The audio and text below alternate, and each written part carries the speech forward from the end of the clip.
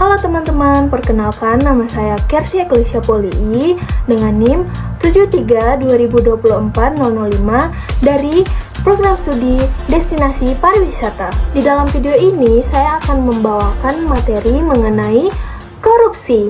Sebelum itu, apa sih definisi dari korupsi ini? Korupsi adalah penyalahgunaan kekuasaan untuk kepentingan pribadi yang melibatkan tindakan tidak etis dan melanggar hukum. Menurut Kamus Besar Bahasa Indonesia, korupsi didefinisikan sebagai penyalahgunaan atau penyelewengan uang negara, perusahaan atau organisasi untuk keuntungan pribadi atau orang lain. Korupsi tentu saja sudah menjadi masalah sistematik di berbagai negara termasuk Indonesia.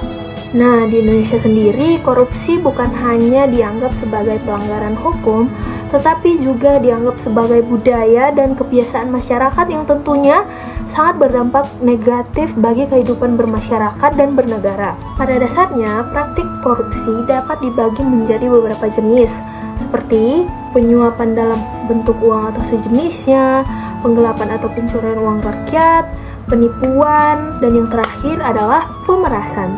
Berikut beberapa faktor yang menyebabkan beberapa orang melakukan tindakan korupsi. Yang pertama, kelemahan sistem pada hukum di negara. Dengan kelemahan sistem hukum di Indonesia, tentunya seringkali membuat pelaku tindak korupsi tidak dihukum setimpal dengan apa yang diperbuat dan memungkinkan untuk mengulangi perbuatan korupsi tersebut. Yang kedua, budaya korupsi. Di beberapa daerah di Indonesia sendiri, korupsi telah menjadi hal yang dinormalisasikan dalam kehidupan bermasyarakat. Dan yang terakhir ialah minimnya transparansi.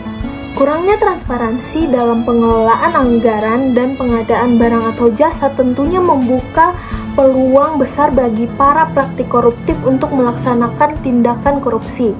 Korupsi tentunya memberikan begitu banyak dampak negatif seperti pertama, melambatnya pertumbuhan ekonomi, yang kedua, menurunnya pendapatan negara, dan yang terakhir tentunya menurunnya kepercayaan masyarakat terhadap lembaga negara dan pejabat publik.